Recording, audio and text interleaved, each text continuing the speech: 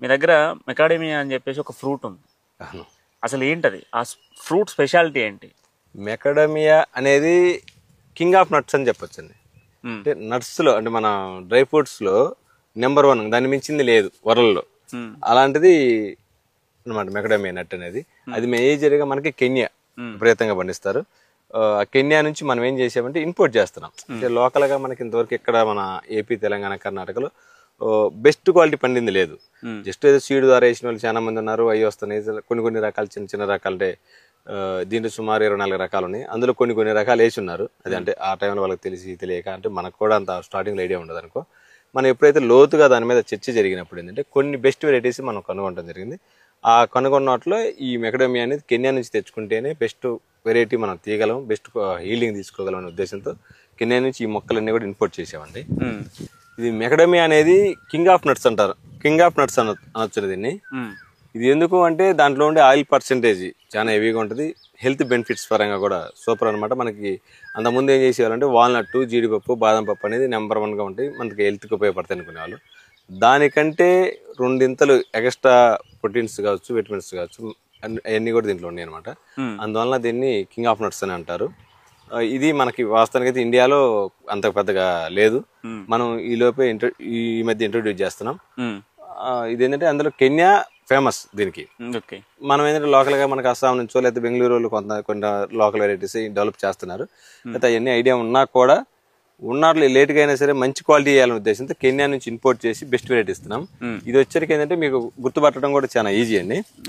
ఇది అడవి జాతి మొక్క అనమాట. ఇది ఆకు చాలా మందంగా ఉంటది, లైట్ గా ఈ షేప్ ఇలా ఉంటది రౌండ్ గా. ప్లస్ అంటే ఒక్కొక్క వెరైటీని బట్టి లీఫ్ అనేది తేడా వస్తుంది, పొడుగు లెంత్ అనేది. కొన్ని రకాలు ఉన్నాయి, ఆ రకాన్ని ఒక్కో రకానికి ఒక్కొక్క క్వాలిటీ ఉంటది. జస్ట్ లైట్ ఎక్కడన్నా ఒకటి ముళ్ళు ఉంటది. అదే సీడ్ ప్లాంట్ అయితే హెవీగా ముళ్ళు ఉంటాయి అనమాట. ఇది ఈ షేప్ వచ్చరికి కొంచెం ముందుకు వస్తుంది సీడ్ ప్లాంట్ కి. అది నార్మల్ వెరైటీ అనమాట. ఇది గ్రాఫ్టింగ్ వెరైటీ. ఇది వచ్చరికి మనం దీంట్లో కూడా మేజర్ గా రూట్ స్టాక్ గ్రాఫ్టింగ్ ఉంటది, సీడ్ ద్వారా గ్రాఫ్టింగ్ చేసేది కూడా ఉంటుంది సార్. మీరే పద్ధతిలో చేస్తా ఉన్నారు. ఇప్పుడు ఇది వచ్చరికి మనం H2 అనే రూట్ స్టాక్ తీసుకొని దీన్ని గ్రాఫ్టింగ్ చేయడం జరిగింది. ఈ H2 కి నార్మల్ గా సీడ్ ద్వారా మన బెంగళూరులో ఇచ్చే దానికి తేడా ఏంటంటే వాళ్ళు అంటే సీడ్ ద్వారా గ్రో చేసేసి దాని మీద గ్రాఫ్టింగ్ కడతారు. ఇది వచ్చరికి ఏంటంటే H2 అనేది ఒక సపరేట్ ఒక సీడ్ అనమాట. అది దాని వల్ల ఏమవుతుందంటే మనకి లైఫ్ టైం ఎక్కువ ఉంటుంది. దీని లైఫ్ టైం వచ్చి 70 to 80 years ఉంటుంది. నార్మల్ గా సీడ్ ద్వారా గ్రాఫ్టింగ్ అంటే 600, 800 ఆ రేంజ్ లో ఇస్తున్నారు కొన్ని. అవి వచ్చరికి ఏమవుతుందంటే మీకు లైఫ్ టైం అనేది 30 సంవత్సరాలు 20 సంవత్సరాలపై దాని యొక్క లైఫ్ అయిపోతుంది అనమాట. ప్లస్ అధిక దిగుబడి, ఇది ఎప్పుడైతే ఈ రూట్స్ అంతా స్ట్రాంగ్ గా ఉంటుందో అధిక దిగుబడిని ఇవ్వడానికి ఆ H2 రూట్ స్టాక్ అనేది బాగా పనికి వస్తుంది. అందువల్ల బెస్ట్ క్వాలిటీ మనం ఇప్పుడు ప్రజెంట్ ఇస్తున్నాం. ఇవన్నీ ఆల్రెడీ కొంతమంది రైతులకి ఇచ్చాము. మైదుకూరు కావచ్చు, రెండు చింతలు కావచ్చు, తర్వాత నల్గొండ దగ్గర కావచ్చు, అలానే బీబీ నగర్ తెలంగాణ కావచ్చు, ఆ ఏరియాలో కొంతమందికి ఆల్రెడీ ఇవ్వడం జరిగింది. లాస్ట్ ఇయర్ మన సీజన్లో ప్లాంటేషన్ చేశారు. త్వరలో దీని రిజల్ట్ అనేది నెక్స్ట్ ఇయర్ మనకి పక్కాగా సీడ్ వస్తుంది. వచ్చినప్పుడు దాన్ని మనం ఒకసారి రైతు యొక్క ఫీడ్బ్యాక్ తీసుకొని ఇంకా ముందుకు వెళ్తాం. సో దీని క్రాప్ అనేది లైఫ్ స్పాన్ ఎంత, అండ్ దాంతో పాటుగా దీని టైమ్ ఆఫ్ క్రాపింగ్ టైం ఎంత ఉంటుంది? ఇది వచ్చరికి మనకి ఇప్పుడు ఇది 2 years ప్లాంట్ అండి. ఇది మనకి 2 years లోనే నాటిన తర్వాత 2 years కి మనకి హీలింగ్ స్టార్ట్ అవుతుంది. దీని లైఫ్ స్పాన్ వచ్చేసి 70 to 80 years ఉంటుంది అనమాట. దీంట్లో చెప్పే కదా ఇందాక చెప్పినట్టు కొన్ని రకాలు అంటే మనం సెలక్షన్ చేసుకునే వెరైటీని బట్టి ఉంటుంది. బెస్ట్ సెలక్షన్ చేసుకుంటే అంటే రూట్ స్టాక్ అనేది మెయిన్ ఇంపార్టెంట్. అవకాడో కానీ ఇది కానీ అలానే రూట్ స్టాక్ అనేది మెయిన్ ఇంపార్టెంట్ అనమాట. రూట్ స్టాక్ పర్ఫెక్ట్ ఇది వాడితే లైఫ్ స్పాన్ ఎక్కువ ఉంటుంది, హీలింగ్ ఎక్కువ తీసుకోవచ్చు. తర్వాత సోయానా అనేది మెయిన్ ఇంపార్టెంట్. ఇందులో బీమౌంట్ 816, 849 అనేది మన వాతావరణానికి అనుకూలమైనవి. అది కూడా ఎంపిక చేసుకునే విధానాన్ని బట్టి కరెక్ట్గా మంచిది చేసుకుంటే మంచిగా హీలింగ్ తీసుకోవచ్చు. దాని దగ్గర ఆయిల్ పర్సెంటేజ్ ఉంటుంది, టేస్ట్ ఉంటుంది, మార్కెట్లో మంచి డిమాండ్గా అమ్ముకోవచ్చు. సార్ బేసిక్గా ఈ మెకాడమియాకి సంబంధించి ఎన్ని వెరైటీస్ ఉంటాయి? ఇందులో ఎన్ని రకాల జాతుల అంటే మొక్కలు ఉంటాయి? ఈ మెకాడమియా అనేది వచ్చరికి 4 జాతులు అండి. అందులో 4 జాతుల్లో టెట్రాఫిల్లా ఒకటి, ఇంటిగ్రిఫోలియా ఒకటి, తర్వాత జాన్సనియా ఒకటి, టెర్నిఫోలియా అనేది ఒకటి అండి. ఈ 4 వీటిల్లో ఇంటిగ్రిఫోలియా, టెట్రాఫోలియా మాత్రం మనం వాడుకోవడానికి బాగుంటుందండి. జాన్సినా వచ్చరికి, టెర్నిఫోలియా వచ్చరికి మనం వాడుకోవడానికి బాగోదు, అంటే చేదుగా ఉంటుంది, అది మనం వాడుకోవడానికి కుదరదు. దాంట్లో ఏం చేస్తారంటే ఇంటిగ్రిఫోలియా, టెట్రాఫోలియా నుంచి సంకర్ జాతి అంటే కొన్ని క్రాస్ బ్రీడింగ్ తీసేసి అందులో మనకి 816 ఒకటి, 849 ఒకటి, బీమౌంట్ ఒకటి, తయారు చేయడం జరిగింది. ఆ 3 మన వాతావరణానికి కంఫర్టబుల్గా ఉండే వెరైటీస్. తర్వాత దాంట్లోంచి మిగతా ఇంకొక 24 రకాలు కూడా వచ్చినాయి. ఆ 24 రకాలని ఈ 3 మనకి ఈ 3 మంచి అనుకూలంగా ఉంటాయి. మిగతా రకాలు వచ్చేసరికి మన వాతావరణానికి అంత అనుకూలమైనవి కాదు. అందువల్ల మనం ఈ 3టిని డెవలప్ చేయడం జరుగుతుంది. B-Mount 816, 849 ఈ 3 మన ఏపీ తెలంగాణలో ఎక్సలెంట్ గా సాగు చేసుకోవచ్చు అనమాట. ఓకే, వీటికి సంబంధించినటువంటి కంప్లీట్ గా వీటికి సంబంధించినటువంటి సాగు విధానం ఎట్లా ఉంటది? ఇవి వచ్చరికి మనము ముఖ్యంగా ఎకరానికి అంటే మెజర్మెంట్ వచ్చరికి ఎకరాకి 15-12 కొలతలతో మినిమం వచ్చరికి 250 మొక్కలు ఒక ఎకరాకి పడతాయండి. తర్వాత లోతు నాటుకునే విధానం వచ్చరికి ఇటు చూసినా 1.5 feet 2.5 feet లోతు 1.5 feet తోటి మనం హోల్స్ తీసుకోవాలి. తీసుకొని దానికి కొంచెం కౌడక్కు, తర్వాత సింగిల్ సూపర్ ఫాస్ఫేట్, ట్రైకోడర్మావిడ్, సూడోమోనాస్ అలా కొన్ని మిక్స్ చేసేసుకొని మొక్క నాటేసేసుకుంటాం అనమాట. నాటుకున్న తర్వాత 3వ సంవత్సరం మనకి హీలింగ్ వస్తుంది. దీనికి డ్రిప్ మేనేజ్మెంట్ అనేది పక్కాగా చేసుకుంటే రైతుకు ఉపయోగం ఉంటుంది. మెకడమియా అనేది డ్రై ల్యాండ్స్లోనే బాగా పండుతుంది సార్. వాటర్ ఎక్కువ నిల్వ ఉండకూడదు దీనికి. అందువల్ల ఏంటంటే మనకున్న సాయిల్లో ఇసుక నేలలు, ఎర్ర నేలలు, మరస నేలలు, గరప నేలలు అలా ఒక మాటలో చెప్పాలంటే ఒక నల్లరేగడి నేల, చౌడు భూమి తప్పక అన్నిట్లలో ఈ పంట పెంచుకోవచ్చు అనమాట. దీంట్లో మెయిన్ ముఖ్యంగా ఏంటంటే pH వాల్యూ అనేది మినిమం 7.7 బిలోనే ఉండాలా.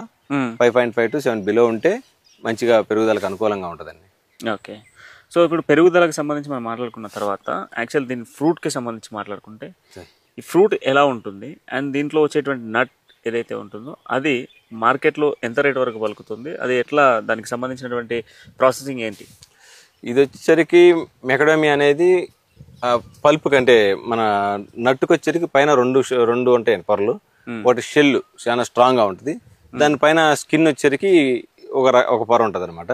మనకి ఇది ఎప్పుడైతే ఆ స్కిన్ పైన ఉన్న స్కిన్ బ్రౌన్ కలర్ లోకి మారిద్దో అప్పుడు మనం ఇది కటింగ్ చేసుకోవడానికి అనుకూలంగా ఉంటుంది. లోపల బ్రౌన్ కలర్ గా ఉండే షెల్ వచ్చేసరికి అది తర్వాత ప్రాసెసింగ్ అంటే మనం పగలగొట్టి తీసుకోవాల్సి వస్తుంది. లోపల అనేది వైట్ ఉంటుంది అనమాట. అదేంటంటే మనకి ఒక ఫ్లవర్ టైం వచ్చిన తర్వాత మినిమంలో ఒక 6 months పడుతుంది అనమాట మనకి ఆ కటింగ్ అంటే ఫ్లవర్ నుంచి కటింగ్ రావడానికి 6 months టైం పడుతుంది.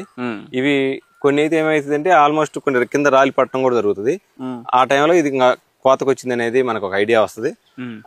మిగతా కొన్ని రాళ్ళని తీసేసుకొని మిగతా చెట్టు కొన్ని కూడా కోసేసుకోవచ్చు అనమాట. బ్రౌన్ కలర్ రావాలా, పైన ఉన్న స్కిన్ అనేది కొంచెం లైట్ గా క్రాకులు ఇస్తే మనకి ఇది కోతకు వచ్చిందని గుర్తుంటది అనమాట. ప్లస్ ఇది ప్రాసెసింగ్ వచ్చేసరికి దీనికి ఒక మిషనరీ ఉంటుంది, ప్రాసెసింగ్ మిషనరీ. ఆ మిషన్ ద్వారా ఆ పైన షెల్లుని పగలగొట్టేసి పలుపు తీసుకుని మనం అమ్ముకోవచ్చు. ఇది వచ్చి దీనికి రైతుకు ఇంకొక అడ్వాంటేజ్ ఏంటంటే మనం సంవత్సరం పాటు స్టాక్ పెట్టుకున్నా కూడా ఏమి కాదనమాట. అంటే మనకి డ్యామేజ్ అయ్యేది గుణమే లేదు. మన ఇంట్లో మళ్ళీ ఏసీలో కాదు, మన ఇంట్లో ఏం పెట్టుకున్నా కూడా స్టాక్ బ్రహ్మాండంగా ఉంటుంది. మనకి ఎప్పుడు మార్కెట్ అవసరమైతే అప్పుడు అమ్ముకోవచ్చు, ఎప్పుడు రేట్ ఉంటే అప్పుడు అమ్ముకోవచ్చు అనమాట. ప్రస్తుతం అంటే మార్కెట్ ధర ప్రస్తుతం ఎట్లా ఉంది అండ్ దీన్ని ఎక్కడ నార్మల్గా మనకి ఎక్కడ సేల్ అవుతుంది? ఇప్పుడు ఇంక్లూడ్ విత్ షెల్ తోటి అయితేనేమో 700 నుంచి 1000 రూపీస్ దాకా అమ్ముతున్నారండి. అదే కనుక ఓన్లీ లోపల డ్రై నట్ వరకు తీసుకుంటేనేమో 3000 రూపాయల దాకా బయట మార్కెట్ లో జరుగుతుంది. రైతుకి మినిమం డ్రై నట్ 1500 అమ్మినా, షెల్ మినిమం 500 రూపీస్ అమ్మినా కూడా మంచి ఆదాయం అయితే తీసుకోవచ్చు. ఇది మనకి నాటిన తర్వాత 3వ సంవత్సరం నుంచి కాపు వస్తుంది. 3వ సంవత్సరం ఎంత అయినా వేసుకున్నా కూడా 10 నుంచి 15 కేజీలు ఒక ప్లాంట్ కి మనం తీసుకోవచ్చు. మనం 250 మొక్కలు ఎకరాకి నాటుతున్నాం కాబట్టి మినిమం ఒక 2.5 టన్ను అనేది మనకి రావడానికి ఆస్కారం ఉంది. 2.5 టన్నులో మనం 500 కాడికి యావరేజ్ చేసుకున్నా కూడా ఒక 10 లక్షల రూపాయలు దీనికి నికరంగా కనపడుతుంది. నేనేమంటున్నా అంటే రైతులకి చాలా మంది రైతులు ఏం చేస్తున్నారంటే పండిస్తున్నారు, మార్కెట్ ఏంటి? ఇప్పుడు కొంతమంది పెట్టారు, వీడియోస్ చేశారు, అంతకుముందు ఫ్రీడమ్ యాప్లోనో వగైరా చేశారు. అందరూ కూడా ఏమంటున్నారంటే సార్ మేము పండిస్తాము, మార్కెట్ పొజిషన్ ఏంటి అంటే దానికి ఎవరు కూడా సరైన రిప్లై ఇవ్వలేదు. ప్లస్ నాకు అనిపించింది ఏంటంటే రైతుకి కావాల్సింది ఏంటంటే పండియడంతో పాటు మార్కెట్ అనేది మెయిన్ ఇంపార్టెంట్ వాళ్ళకి అవసరం. నేను దానికి రిప్లై ఇవ్వడానికి ఒక సమాధానంగా ఏం చేస్తానంటే బైబ్యాక్. మన దగ్గర ఎవరైతే ఈ ప్లాంట్స్ కొంటున్నారో వాళ్ళ దగ్గర నుంచి మినిమం 500 రూపీస్ తగ్గకుండా పర్ కేజీ నేనే బైబ్యాక్ కొంటాను విత్ షెల్ తోటి. ఆ ప్రాసెసింగ్ అనేది నేను మళ్ళీ ఇక్కడ ప్రాసెసింగ్ యూనిట్ పెడుతున్నాను. ప్రాసెసింగ్ యూనిట్ పెట్టేసి ఆ పల్ప్ అనేది నేను డిమార్ట్ కు సంథింగ్ వేరే ఆల్రెడీ మార్కెట్స్ ఉన్నాయి, మనకు అనుకూలమైన మార్కెట్కి అమ్ముతాం. లేదు మీకు అనుకూలంగా ఉండి మీ దగ్గరికి కనుక బయర్స్ వస్తే హ్యాపీగా అంతకంటే రేట్లు ఎక్కువ వచ్చినా కూడా మీరు అమ్ముకోవచ్చు, అంతకంటే కావాల్సింది ఏం లేదు. మీకు మార్కెట్ సోర్స్ కూడా చెప్తాను. లేదు అవన్నీ మాకు వద్దులేదు సార్ మీరే తీసుకోండి బల్క్లు అంటే మేమే బైబ్యాక్ కొంటాం. దాంట్లో ఎంత మీరు ఎన్ని లక్షల ఎకరాలు వేసినా సరే దాని తగ్గ ఆర్డర్స్ ఉన్నాయి, ఇబ్బంది లేదు, బైబ్యాక్ మేమే కొంటాం. ఓకే. ఇంకా